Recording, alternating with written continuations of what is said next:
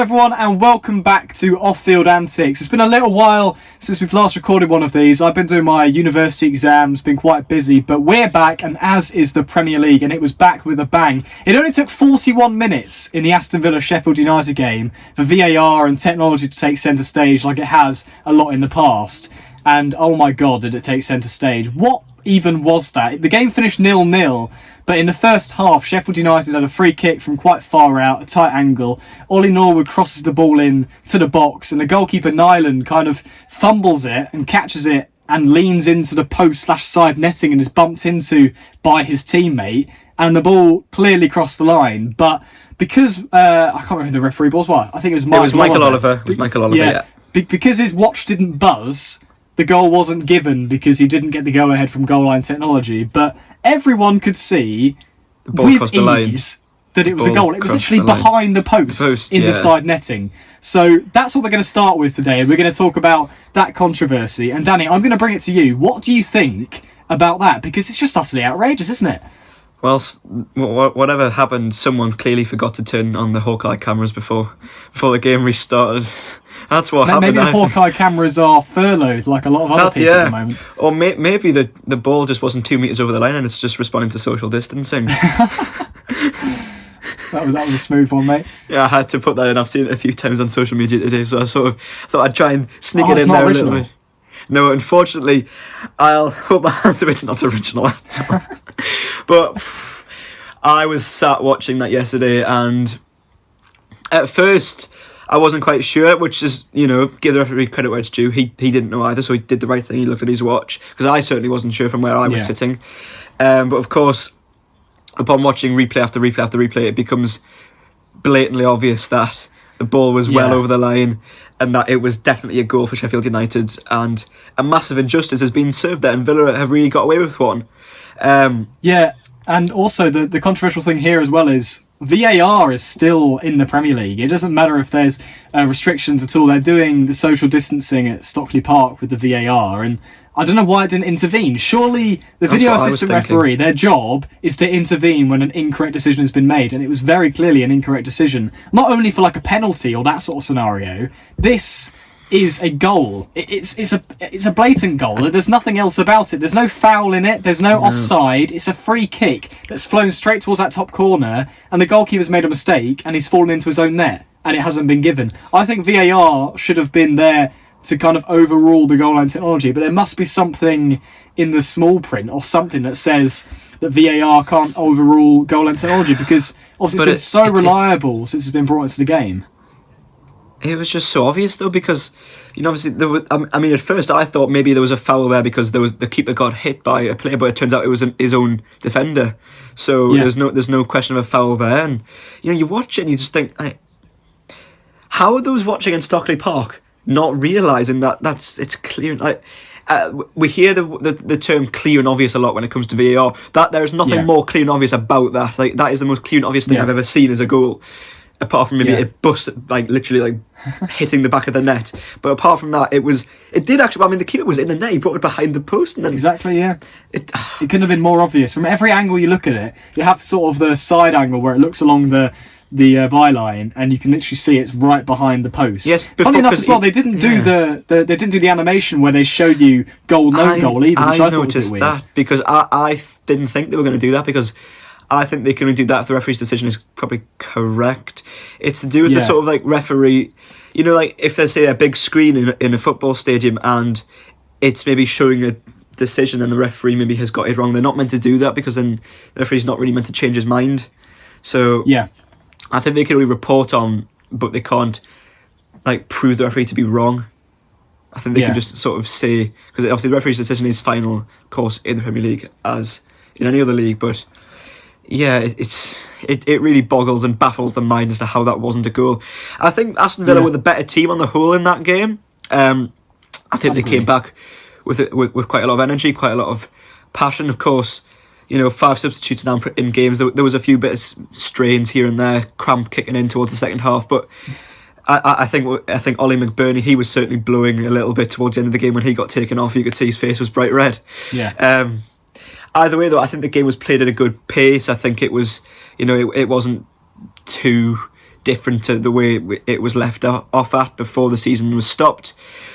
And as I say, despite Aston Villa being overall the better team, Sheffield United should have won that game. There's no question about that. It should have been 1-0, and it's a massive injustice being served. And I think that, yes, Hawkeye have apologised for obviously their wrongdoing. And I don't think an apology is enough, though. Honestly, it doesn't really do it justice, because Sheffield United, they've done so well this season. They've just been promoted to the Premier League. Yes, they're in 6th position, fantastic. But if they'd won yesterday, they'd have been a 5th above Manchester United with all games played. This was their game in hand. A very winnable game in their eyes away at Aston Villa. A team who's struggling, conceding a lot of goals, and they should have got their goal here. To be honest, I know it's a bit of a sketchy subject, and I'm not sure how you'd feel if it was Newcastle. But I think that Aston Villa, they would have gone in at half-time. They would have known exactly what happened. I think they should have come out after half-time and given them the opportunity to score. I know that sounds crazy, because their Premier League survival is potentially on the line. It's £100 million we'll be talking about. But I'm sorry.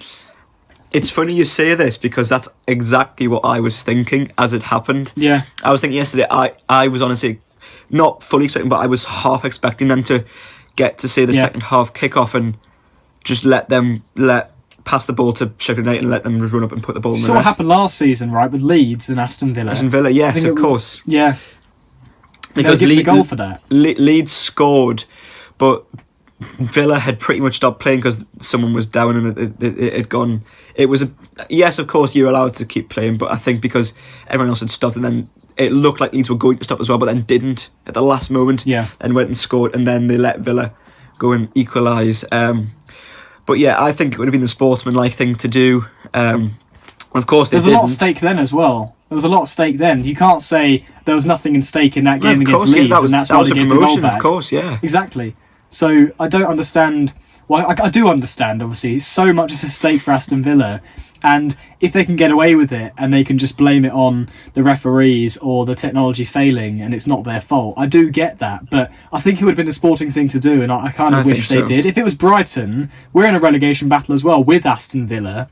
You got to think about the ramifications on other teams as well. But Villa getting that extra point might really hinder my club, because if Aston Villa finish above Brighton by 1 point, what's everyone going to look back to? They're going to look back to that moment when Sheffield United didn't get their goal. 3 points, exactly, yeah. Yeah, exactly. So if that happened for Brighton against Sheffield United, and Sheffield United scored that goal, which obviously wasn't a goal, I would have been having my arms up in the air as well and being furious about it. Even though it goes against my beloved club, I'd say give them a goal because they deserve it. It went in. Exactly. There's no excuse. The ball. It was a goal. The ball crossed the line. It's not as if there was maybe a foul on the build-up or there was some sort of injustice beforehand.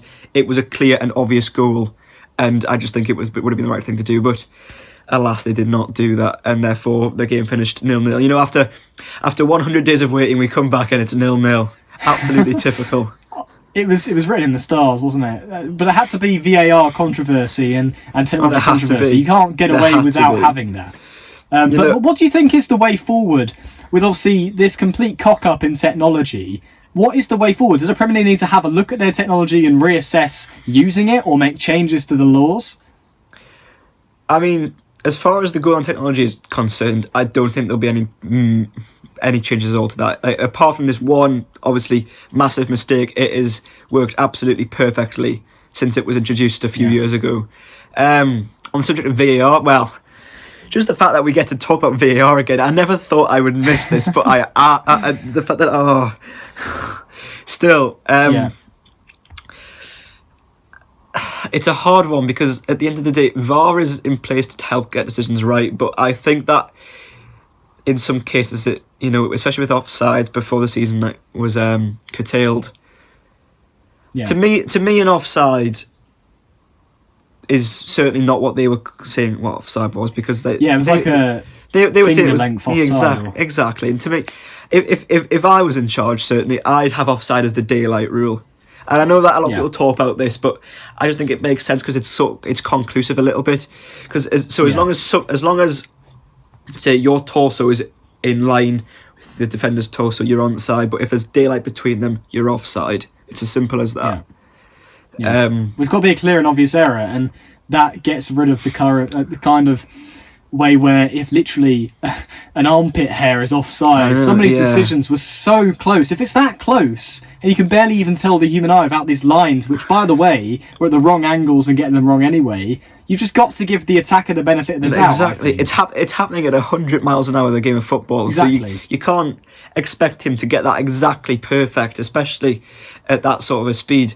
I think, it was about just over a year ago now, England against the Netherlands in the Nations League semi-final. England, it was 1-1 at the time, and then Jesse Lingard scored, I think it was with about 5-10 minutes to go, and would have put England 2-1 up to go through to the final against Portugal. And of course it was ruled offside, and I've since watched that replay a good few times. He's onside, he's onside, and the VAR if that's offside, then I'm a Sunderland supporter, because honestly, man, that is a strong statement. Honestly, it's just the way it is, because I looked at that, I'm just thinking, we're talking about centimetres here, and I don't think that it's not clear and obvious offside. Yeah. And it, obviously that cost England because it went into extra time, and then of course the Dutch scored 2 goals. I just think, I think with the offside, I think it needs to change. Of course, I read recently, I don't know how much truth there is in this, that there's going to be a bit of a change to the handball rule. Okay. I don't know, I might just be talking absolute rubbish here, but I read that at the moment, obviously, it's sort of just, if your shoulder is not handball, but I read that now this part will not be handball either, and then handball will probably come from maybe the bottom of the shirt onwards, but I could be wrong about that. I just saw it on on a few different social media pages, whether that's actually got any truth in it or not. But of course the handball rule is another one, the way it stands right now, of course, because is it deliberate? Is it not? Is it deliberate? Is it not deliberate? You know, I just think if the arm is in a position where it's not where you'd expect it to be, that's a handball.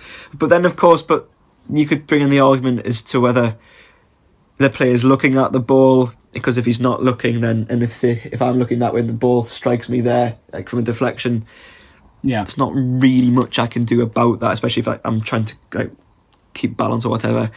So I think it's a really contentious one, and one that probably needs to have a lot of thought put into it. But you know, this is football, it's back, and all these debates are always going to happen, and it's just why we love the sport, because... Well, the handball thing has always been part of... The whole controversy between, is it deliberate, is it not, has always been... Is it handball, is it ball to hand, Exactly. So I think there's definitely going to be a few small tweaks to VAR. I think the Premier League are too kind of stubborn to get rid of it completely, and they're not going to now. All the other leagues, big leagues across Europe, are using it now, so they're definitely going to stick by it. It's just, I think they need to use it more like they did in the World Cup, where if there's a decision where the referee's a bit unsure if he's made the right decision or not, and he's getting a call in his ear saying... Check the pitch side monitor. Yeah, exactly. It's there for a reason. He's the referee. His decisions will be final. He should not be sort of being told what to do by men upstairs. He can be maybe advised, but at the end of the day, his decision should be final. He should have the final say. He should have the final look at it. And I think in the World Cup it wasn't perfect, but I think it certainly was better than it's been in the Premier League this season.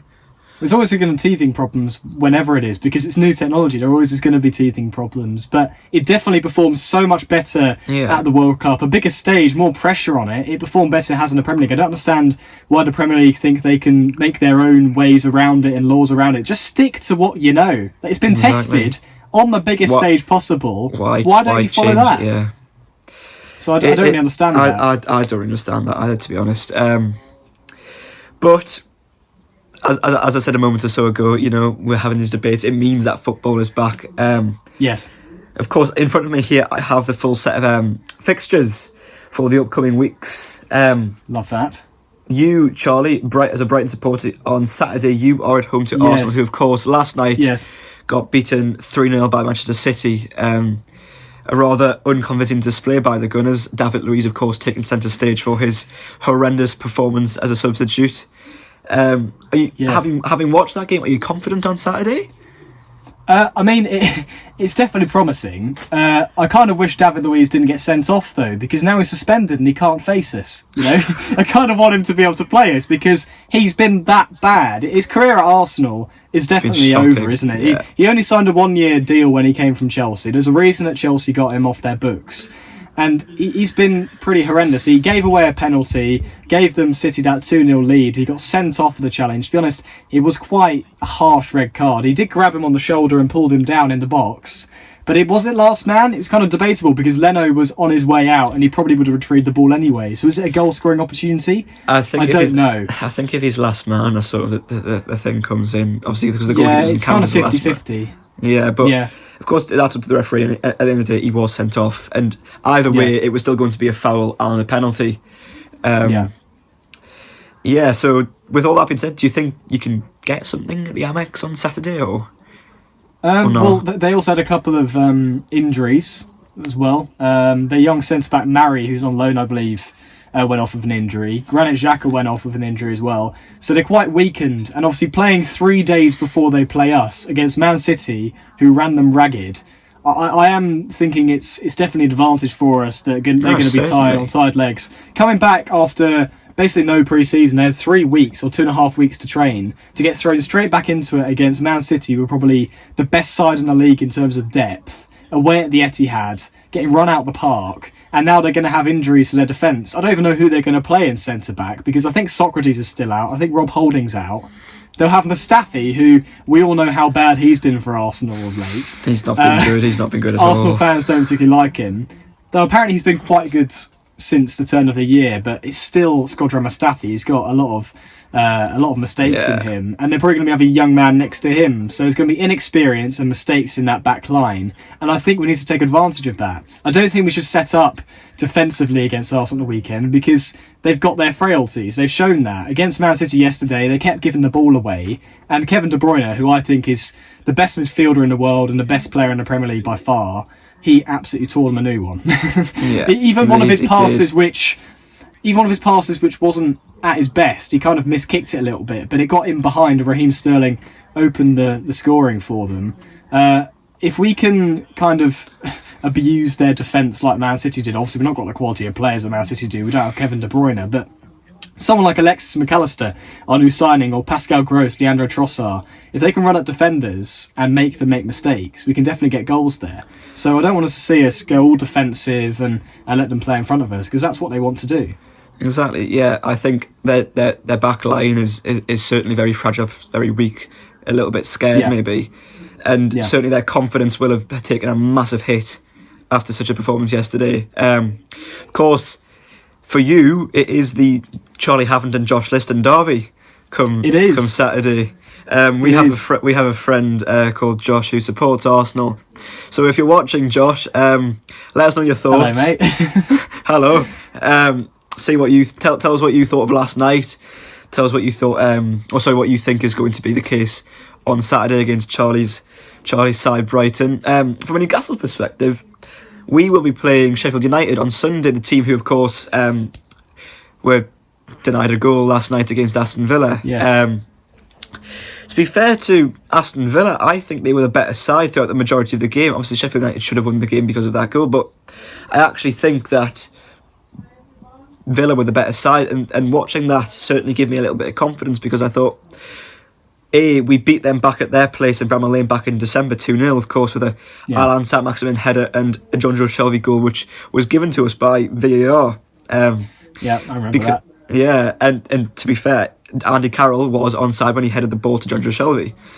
I think he was certainly in line. That was controversial, that one though, wasn't it? But I think we could certainly do a job on them. Of course, they've had a fantastic season. Credit to them. However, I did hear that they had been beaten in some of their friendlies, or at least one of them, I think maybe against Barnsley 2-0, Sheffield United, before the restart. And Newcastle have had, technically 3 friendlies. They played one, like half of the first team squad against another half at St James's Park a week or two ago, and that finished 1-1. That finished 1-1, and then Last week, I think it was, Newcastle played at the training ground at home to Middlesbrough. The Championship, of course, the Tyne Tees derby. We beat them 3-2, which is encouraging. And then at the weekend just gone, we beat Hull City 2-0. So, you know, these are all encouraging signs. Of course, both Borough and Hull are both sort of not doing brilliantly this season in the Championship, but at the same time, you know, Barnsley, I'm sure... If I've got that wrong about Sheffield United, if anyone's a Sheffield United fan watching that, please correct me. But from what I remember reading, I think you did get beaten in a friendly against them. Of course, Barnsley are a Championship side as well. Yeah, it makes sense because they're right next door to Sheffield. I obviously live in Sheffield for university. Barnsley's just up the road, so it makes sense if they played them. I'm sure that's who it was. Yeah, but as I say, either way, certainly if that's the case, then I'm going into this game on Sunday. Not full of confidence because, of course, Sheffield United have done better than we have this season. But you know, with these sort of things bearing in mind, I'm quietly confident of getting maybe a result there.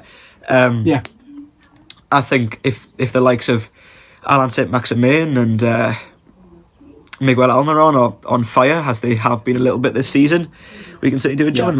I think one thing I was talking to some of my other friends about was Joe Linton. Of course, he's not had the best of first seasons at Newcastle, and he's had a lot of pressure on him from the crowd, from the fact that he costs £40 million, and the fact that he wears the number 9 shirt as well, which of course is steeped in tradition and heritage at Newcastle United.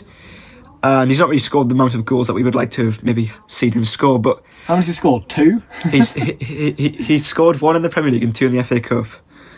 God. And then but then he did score in the friendly against the first team friendly against the 2 parts of the squad, and then he did score against Middlesbrough the winning goal. Right, okay. So, you know, maybe without the pressure of the crowd being there, some people I've been talking to say he might maybe come good in this last part of the season, because certainly there's been a lot of pressure on him since he's not been scoring every week. People are maybe getting on his back a little bit because he's not been doing the job. I don't think some of his performances have actually been that bad.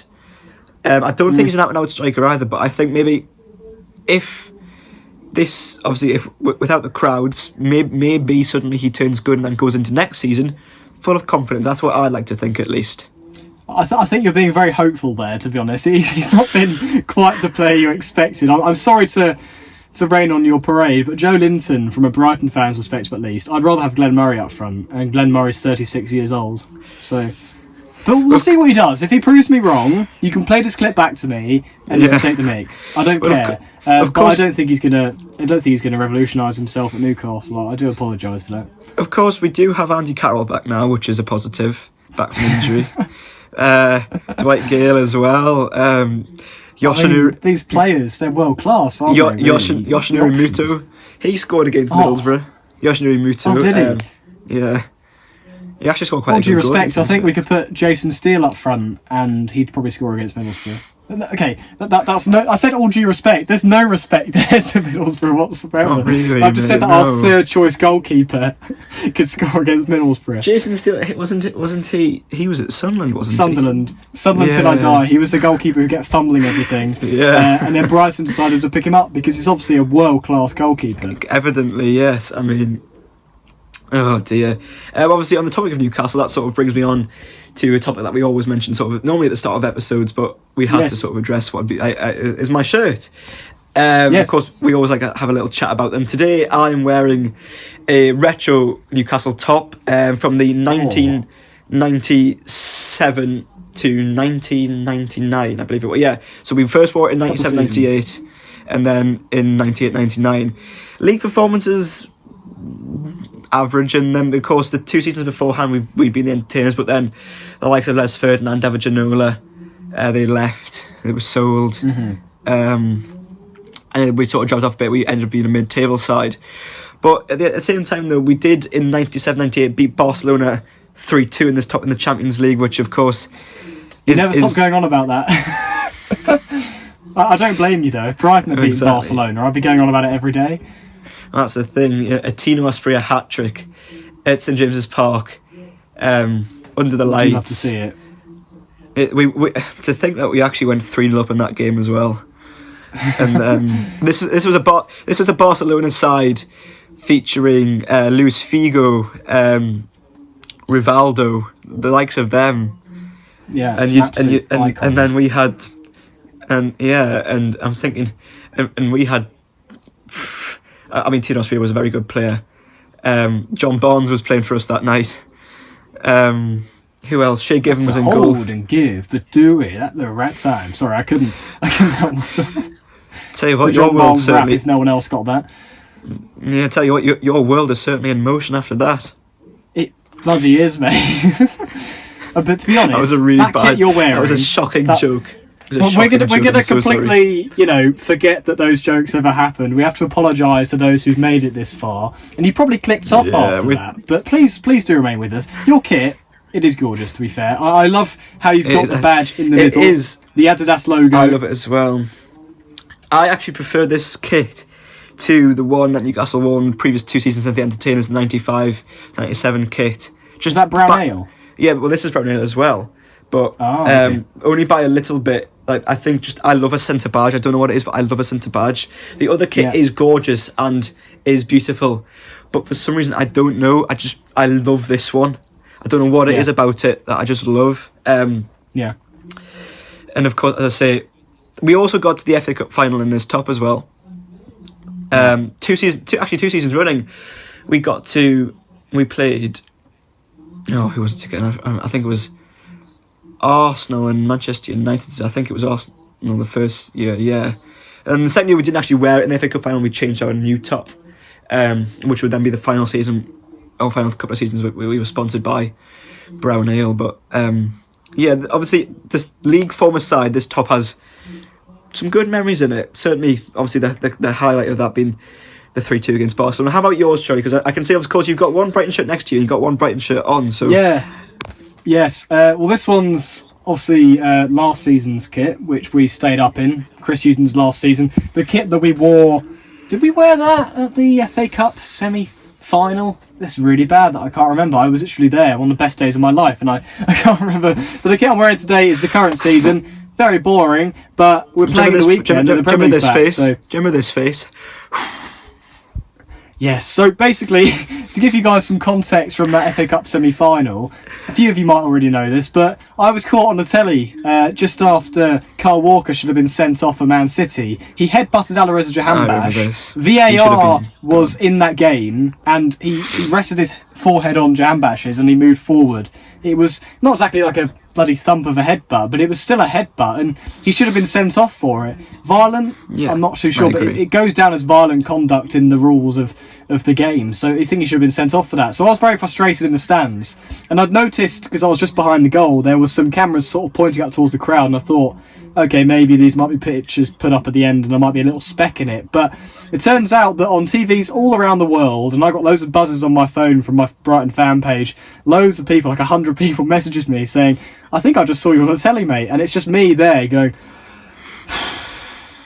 because of the decision and the injustice that had just occurred with Kyle Walker. So that's a little story about this shirt here, but the one I'm wearing is obviously the current season's one.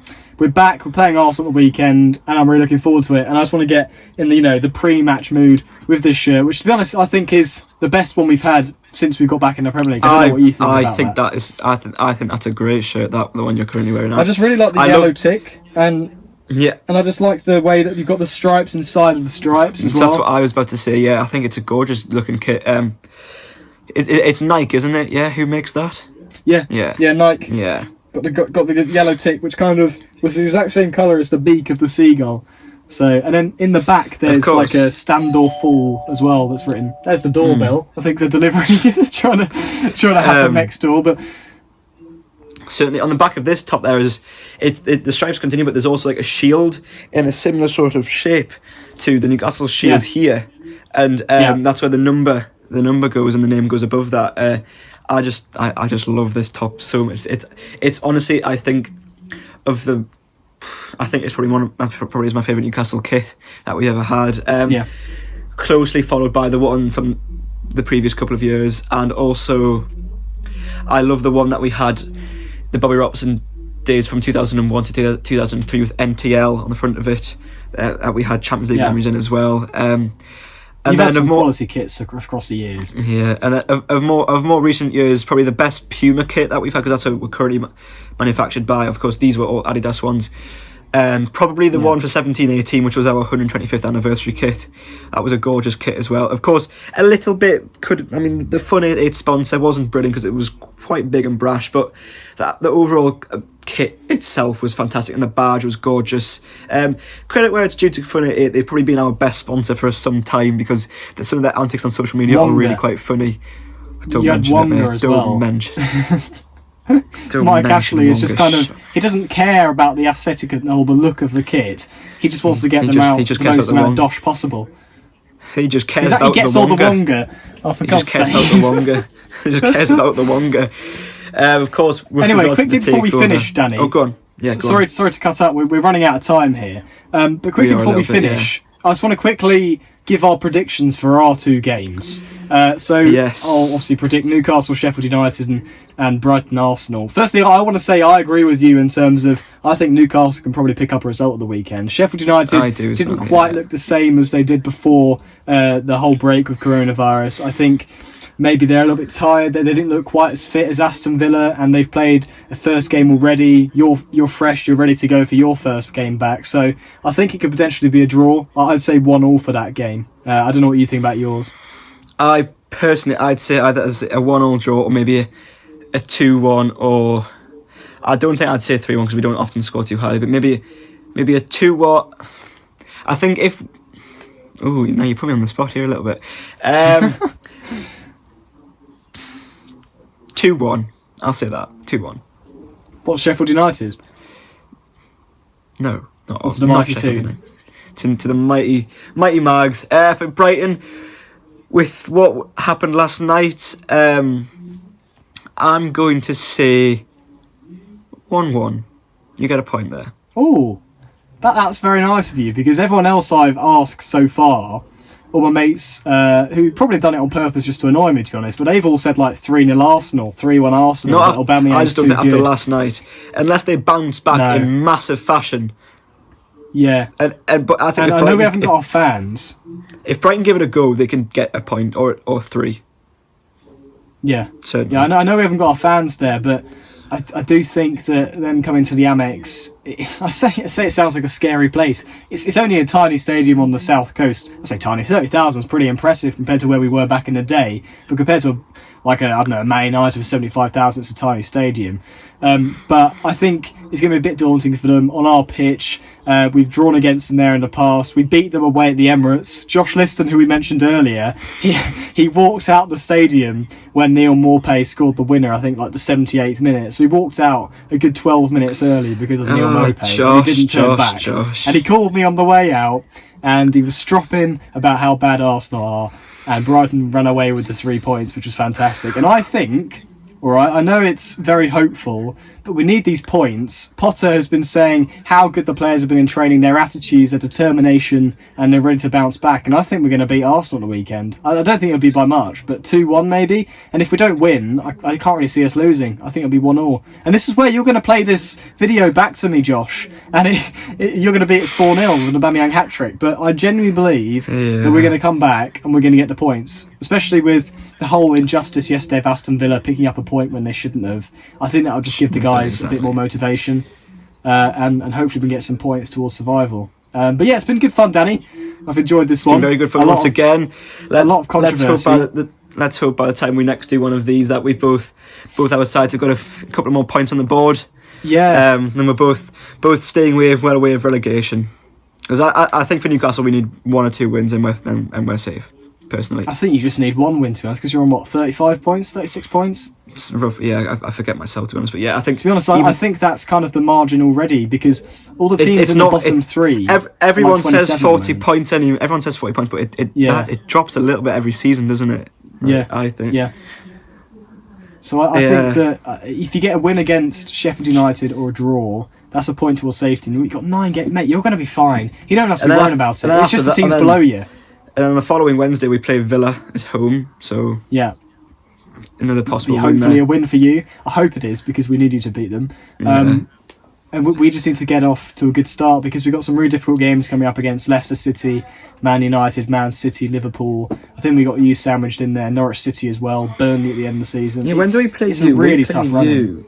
We play Brighton. When do we play you? Where are you? Sound like Delia Smith. Let's be having you. Where are you? Newcastle.